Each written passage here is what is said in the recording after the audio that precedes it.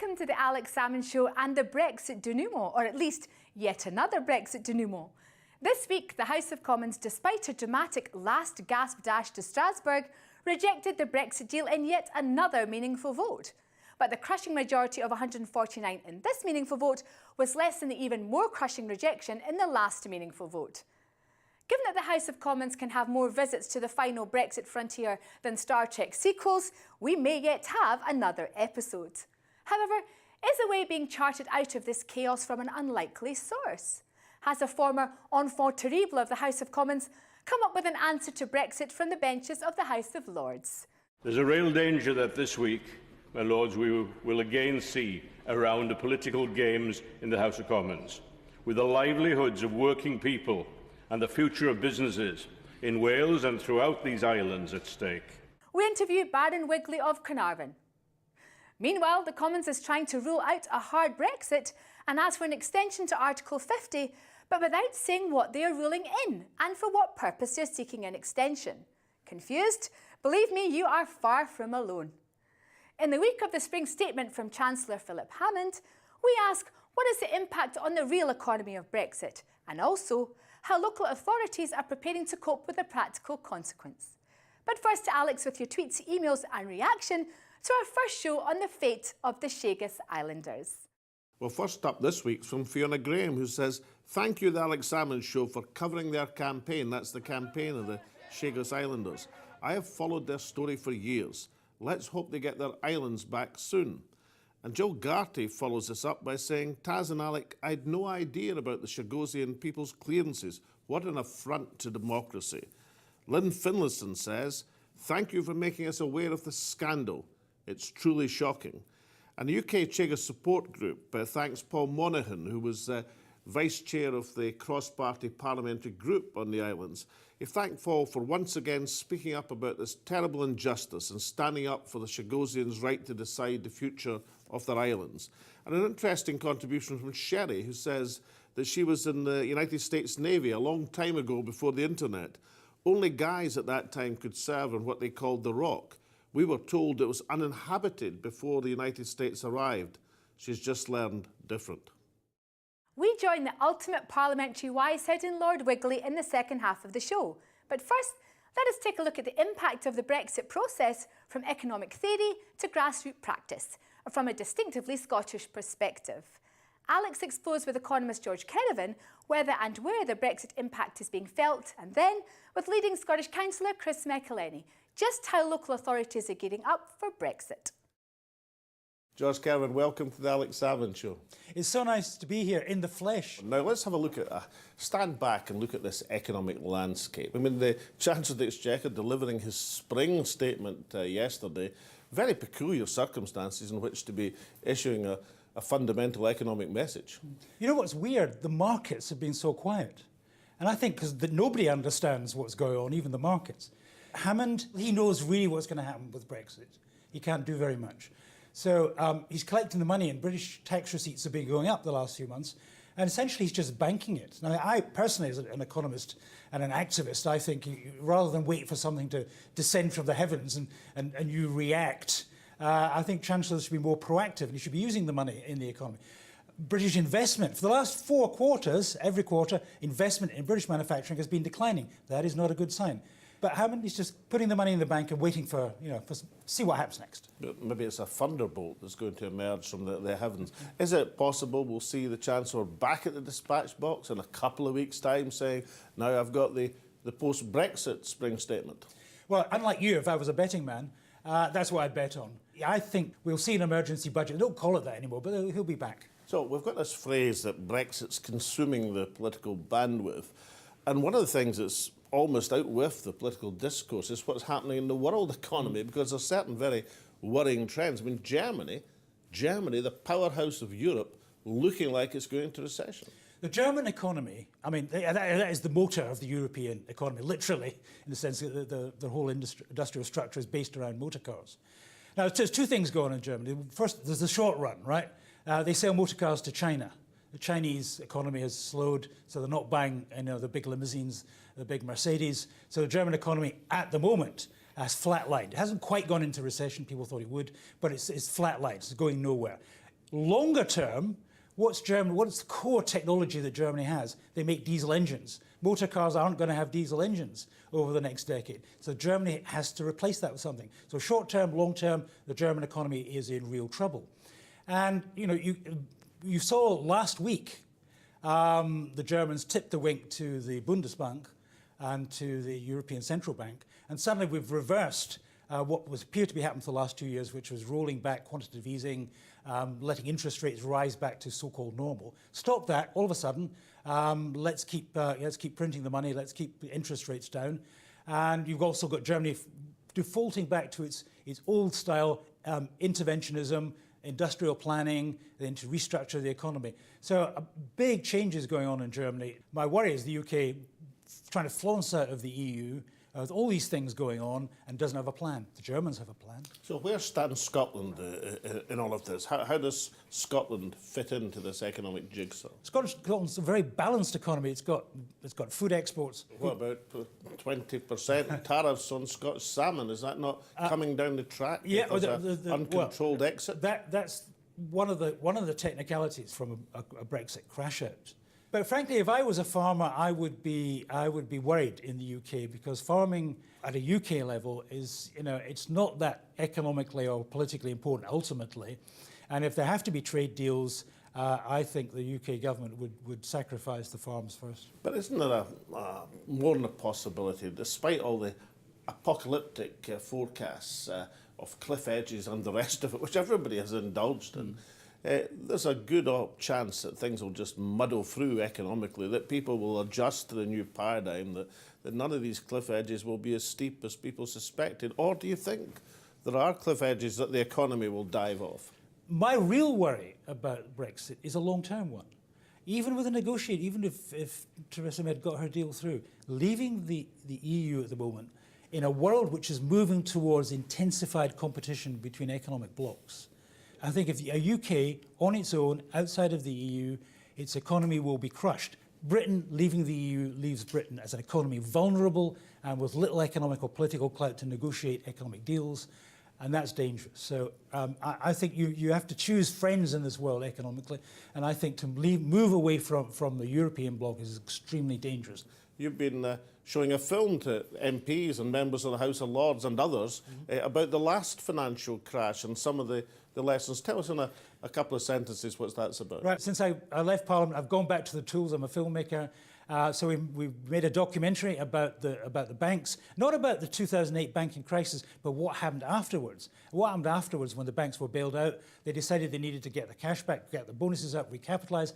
So who do they go after? They went after small businesses, and essentially in the UK, it took about 100 billion. The banks, all the banks, took about 100 billion pounds of assets out of small businesses in order to recapitalise. Result, small businesses very weak in the UK, productivity flatline, a major impact on the economy. And you're calling it the revenge of the pushes east?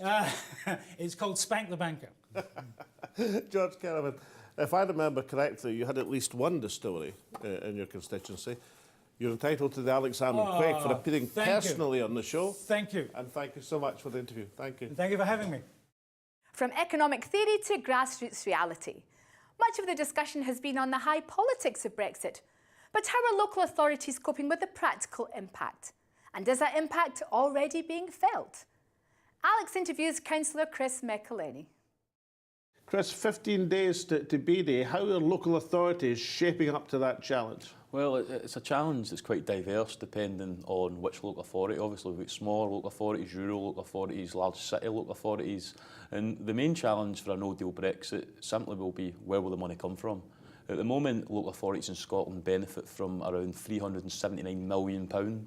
This is structural funds? Structural funds, structural investment funding, and that's over the last 5 years that funding has been there, and it ends in 2020. And at the moment, the United Kingdom government has failed to actually assure councils and local authorities that that money will be there. And I simply can't see how a UK economy, which is plummeting after Brexit, is going to find any new money to put that money in. And what does that money actually mean in reality? It could be funding local community centres, it could be funding employability initiatives, and a lot of that money, about 66% in a lot of local authorities, that's where the employability funding comes from. And when you take that money away, what you're going to do is you're going to disenfranchise young people. You're going to make it harder for younger people that are out with mainstream education, who've fallen out of the job market. You're going to make these people economically inactive. And that's the reality of what happens when we get a no-deal Brexit. I remember when I was First Minister, I mean, in the teeth of financial recession in 2009, 2010, the training funds coming direct from Europe were very, very important for areas like Inverclyde. I remember specifically when there was, well, the money had run out, according to government ministers of the time, but these training funds were available to make significant announcement in terms of structural help for the West of Scotland economy. Are these the sort of things you think will be most damaged by any kind of Brexit? Yeah, absolutely. At the moment, you can see a young person, a real person, and you can see that money coming in. You can see the employability initiative they get involved in. They've been dropped out of school, they've maybe not got qualifications, they've been economically inactive their entire life. That funding helps get them into training, it helps get them skills, and then you see that person move on to gainful employment, and that's really, really good to see. But when that money's taken away, that's targeted money for a specific purpose. And if the money's not there, the purpose can't be fulfilled. And that's a real worry for local authorities. COSLA's been leading the way on this, but the reality is the UK government just simply won't give us that confirmation that the money you've received to date is going to be there come Brexit D-Day. And of course, much of their structural funding, many people would argue, has been influential in female employment in Scotland rising beyond the UK average, youth unemployment below the UK average, and some of the hardest issues for the Scottish economy have at least been mitigated, if not solved, over the last few years, partly as a result of these funds. Why aren't you confident that the UK and Scottish governments will say, well, we can see the success of that European funding, we'll replace it? Yeah, because it's not as simple as saying, well, how much money does the UK give to the European Union at the moment and how much comes back? Because if the economy's failing and we're not generating the same amount of money that we actually put out and we got back again, the money's just not going to be there. And that's not just a Scottish issue. You look at Wales, for example, one of the countries across the whole European Union that gets one of the largest amounts of European structural funds, and sadly they voted to leave the EU. And I don't think people are going to actually realise the realities until they see little garden projects or community centres or massive employability schemes shutting down because the money's just been turned off. People maybe then start realising that Brexit wasn't quite a good idea. Now, I suspect if Inverclyde Council was voting on Brexit, you'd be voting to remain. Well, we did in 2016 overwhelmingly, round about the national average in Scotland, about 2/3 people voted remain, 1/3 people voted leave. But I think there's another aspect of Brexit that's going to impact local authorities, and it's staff. When you look at Edinburgh City Council, the local authority area that's got the highest amount of EU nationals, but from a council workforce point of view, 1,000 employees are EU nationals. And then if we go from a large city to the Western Isles... Correct. There are 12 consultants working in the NHS in the Western Isles. 8 of those consultants are EU nationals. 8 out of 12? 8 out of 12 across the entire Western Isles.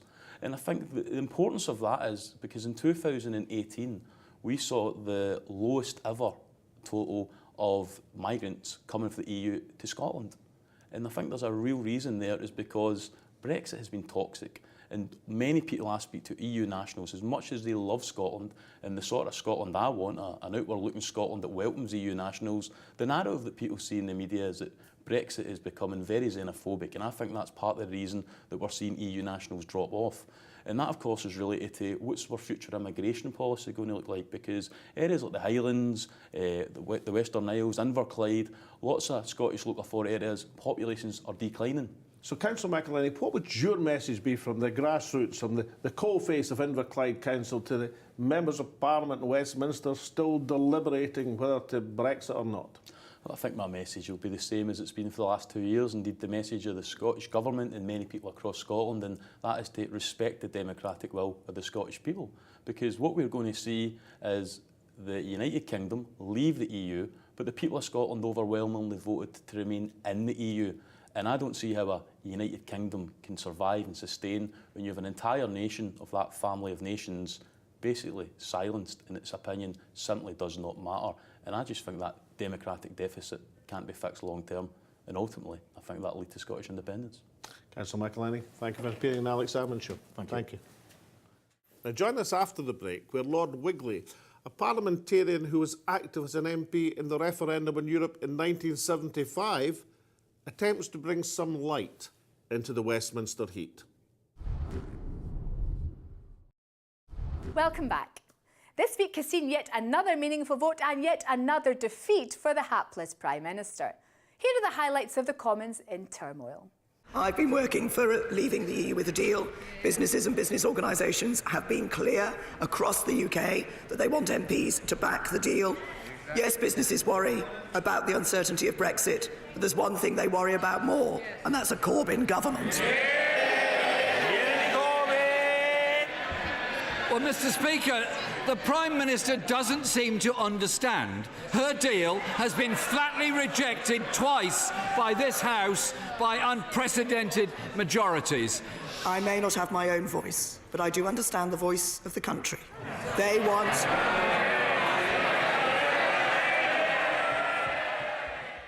If anyone knows what will happen next, our expert will. Alex discusses this week's tumultuous developments with the most experienced parliamentarian in Westminster. And now to make some sense of this parliamentary carnage, we turn to one of the most experienced voices in parliamentary politics in these islands, to Baron Wigley of Carnarvon.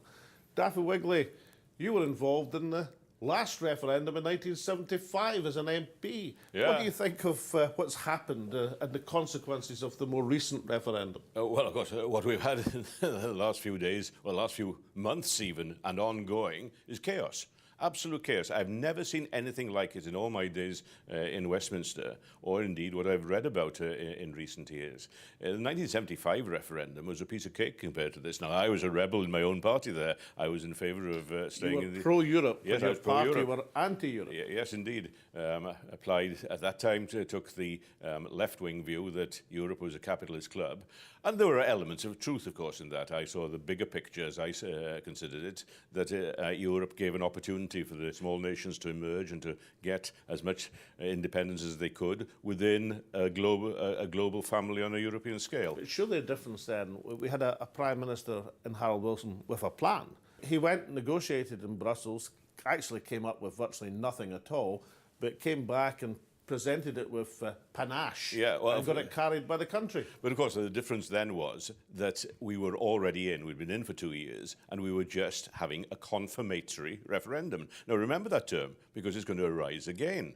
My belief is that whatever is eventually agreed, and something's going to have to be agreed, the only fair way to all the people is to give it back to them, to say, are you happy with this? Because it's going to be a different model to the one on which many people thought they'd voted, and I think they should have the opportunity to say yes or no, and that we live with that consequence. Well, let's look from your vantage point. And you've got the ability to be reasonably impartial as you survey the main Westminster parties, at least. I mean, the Prime Minister's strategy, as far as you can tell, over the last 2.5 years, has been trying to find a majority for what we might term a kind of softish, hard Brexit, by appealing to get to a position where the rebels, the European hardliners in her own party would swing behind her if she offered them enough.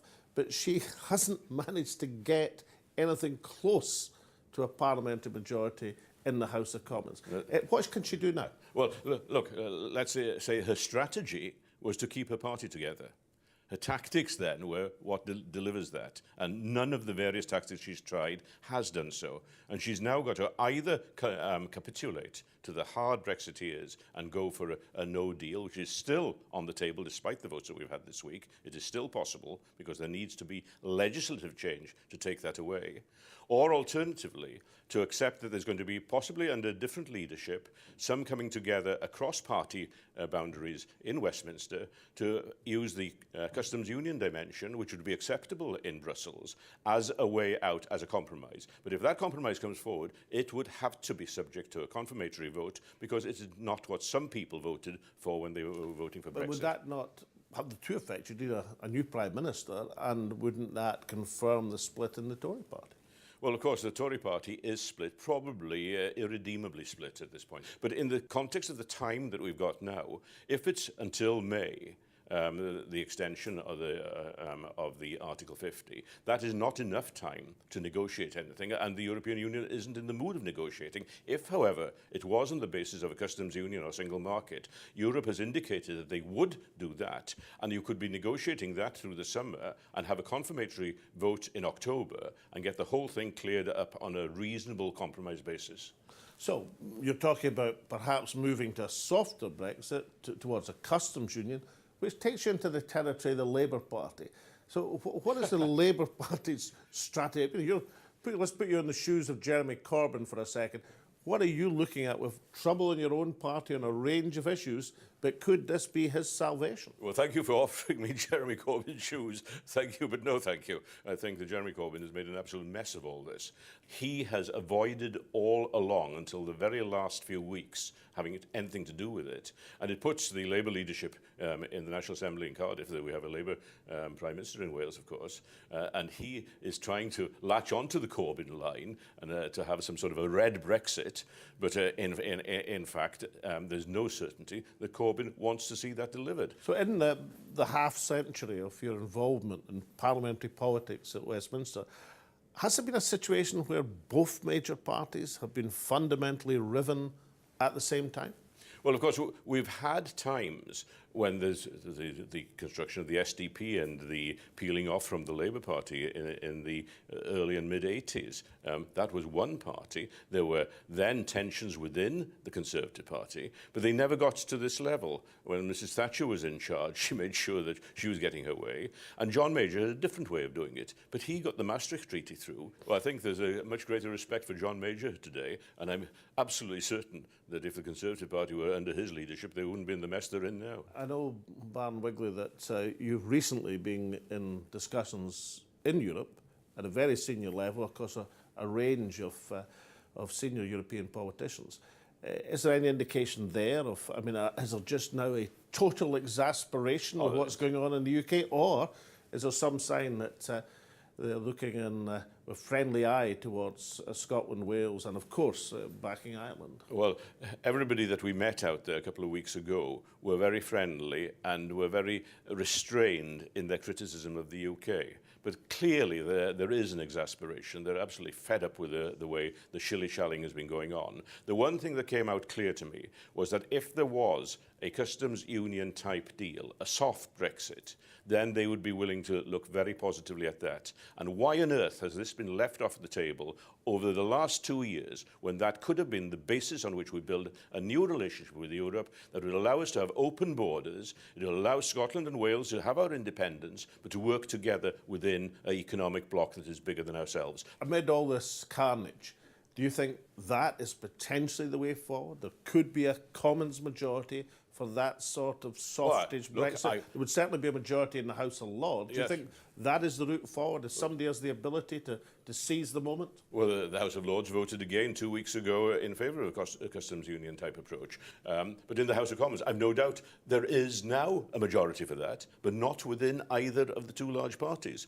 Across party, if you get people to work together, then that would be a basis on which we could move forward. Many of the causes which you've championed, I'm thinking of the small farmer in Wales, the small business sector, been an abiding interest of yours. They must be people who are feeling the pressure of Brexit uncertainty to a great degree. Oh, absolutely. I give you one instance, a mussel business that gets the mussels in the Menai Straits and sells them within some 14 hours in the Paris markets. If you get a hold-up at Dover, the way they're going, that would ruin the product. And they are struggling with uncertainty. You think of the sheep farmers that have the lambs already born that would be going to market this summer. 90% of Wales's export market is to the European Union, and there's an uncertainty whether there'll be a tariff barrier there or not. You know, we can't live with this sort of a backdrop. It's undermining people on whose backs the economy depends. Now, I know you've championed these causes, and one of the political strengths that you've always deployed has been your ability to think in practical terms.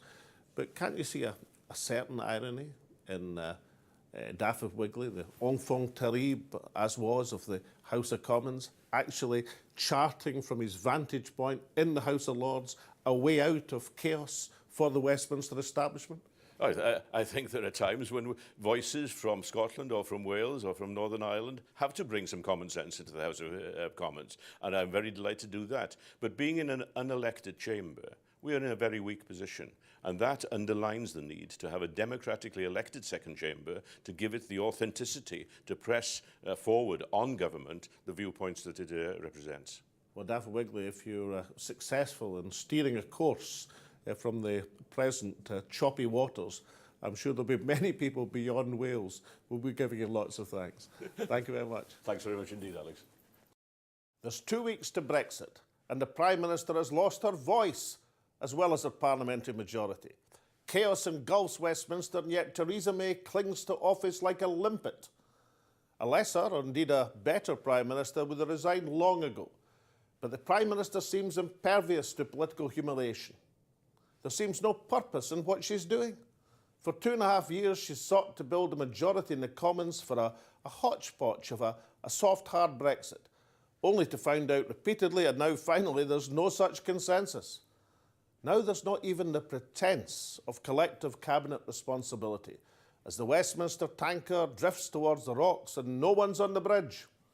The Chancellor of the Exchequer makes his spring statement, but there's more attention focused on the Cheltenham horse racing than on his vital economic decisions. There is probably a cross-party majority for a much softer version of Brexit, with a customs union or the single market.